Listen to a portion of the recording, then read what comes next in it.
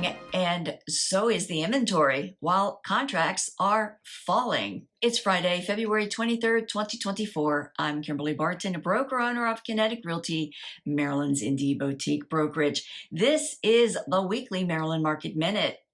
Here's the activity this past week. 867 homes are coming soon, falling 6.8% from last report. 1,415 homes hit the market, rising 7.3%. 539 went under contract, 15.77% decrease week over week. 797 moved to pending, falling 10.16% from last report.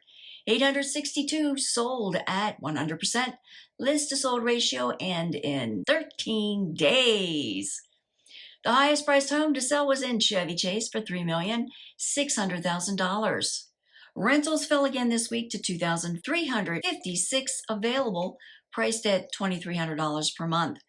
That's a wrap for this week's Maryland Market Minute for Friday, February 23rd, 2024. Thanks so much for tuning in. Enjoy your weekend. Stay safe. I'll see you next week. Take care.